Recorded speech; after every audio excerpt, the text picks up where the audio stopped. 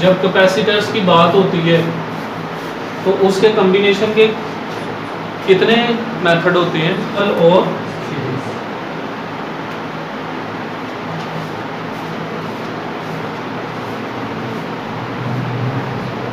Series. अब जो सवालात आ रहे हैं ना बच्चों को इसके मुताबिक आ रहे हैं, पैरेलल और सीरीज पढ़ेंगे। लो boys, two capacitors of a capacitance 6 microfarad and 12 microfarad are connected in a series with a voltage of a 12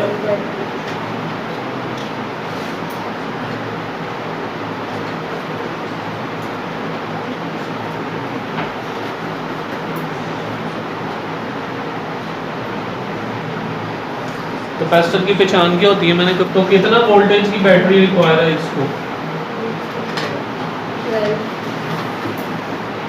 12 voltage. Clear हो गया, यहाँ तक समझ आ गई आप लोगों को? यानी एक सिंपल से इसकी डायग्राम है।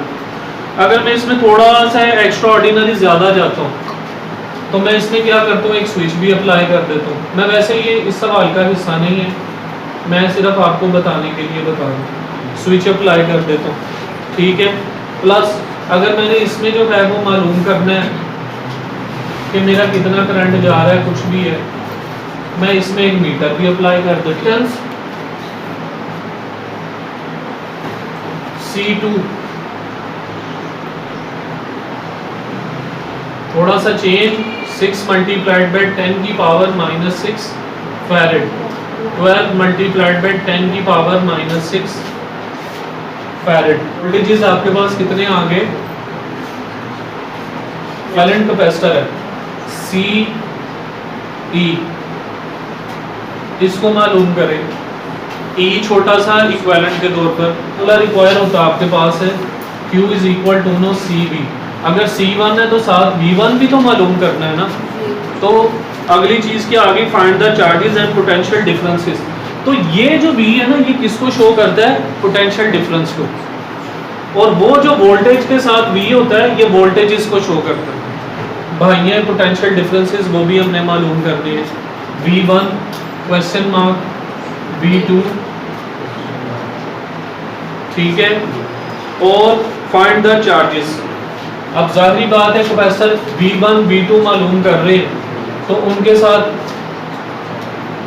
Q1 Q2 भी मालूम करेंगे। सवाल परेशान तो नहीं कर रहा। अब यहाँ पे बच्चों क्या करेंगे, कैलकुलेशन के लिए अपना फार्मूला एप्लीकेबल करेंगे। ये किस में आ रहा है आपके पास है? सीरीज में कनेक्टेड है। जब सीरीज में आ रहा है तो इसके लिए जो फार्मूला होता है, यानी कि कैपेसिटेंस की कैपेसिटेंस मालूम करने को ओवरऑल कैपेसिटेंस की, तो वो आपके पास क्या होता है? 1/CE which is equal to 1/C1 plus 1/, ठीक है बच्चों। अब कैपेसिटेंस मालूम करने के लिए मैं इधर ही वैल्यू पुट कर रहा हूँ। वो क्या है आपके पास? कैपेसिटेंस क्या है आपके पास? हाँ जी,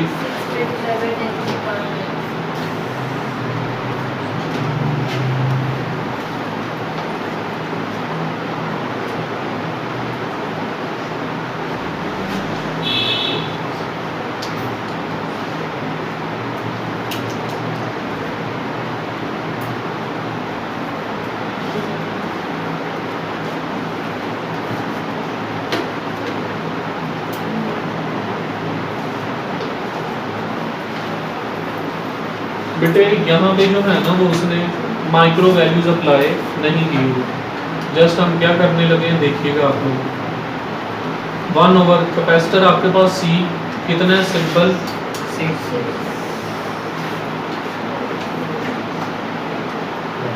12 आ गया, सॉल्व किया, क्या एलसीएम आया? 6 2 12 1 सो क्या वैल्यू बची आपके पास? सो क्या आ गया ये आपके पास? 1/4। इसी 1/4 को जब हम टोटल कैपेसिटेंस में लेते हैं CE, so it would be equal to 4 multiplied by 10 की पावर -6 फैरेड, और ये कितना आ गया 4 माइक्रो। समझ आ गई यहाँ तक। अब यहाँ तक हमने अपनी क्या मालूम कर ली, Q is equal to no c v होता है, लेकिन हमने यहाँ पे ओवरऑल कितना निकाला हुआ अपना,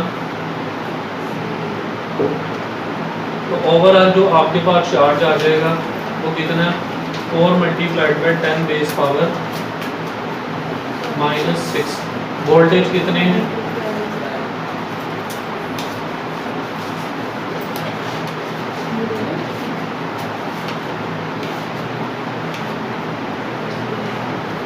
समझ आ गई बच्चों।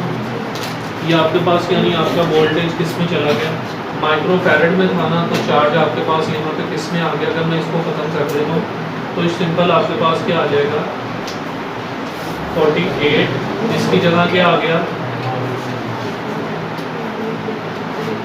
Clear, because it's a series combination, so charge are same in each capacitor। तो एक ही चार्ज निकालने की ज़रूरत है, यानी Q1 में भी वही होगा और Q2 में भी। बच्चों यहाँ तक आपको क्लियर हो गया है ना, मुश्किल तो नहीं लग रहा सवाल। उसके बाद अब हमने क्या मालूम करते हैं, अपने चार्जेस जो आपके वोल्टेजेस मालूम करने V1 एंड V2। सो जो V1 में आपके पास चार्ज होगा वो एप्लीकेबल हो जाएगा, जो V2 में चार्ज होगा वो एप्लीकेबल हो जाएगा।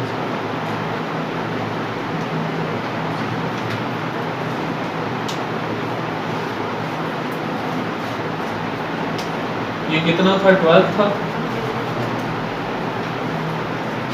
फार्मूला क्या होता है मेरे बच्चों, Q is equal to no c V1 आ गया। अब जो इधर मैं क्या लिखने लगूँ C1, C1 कितना है,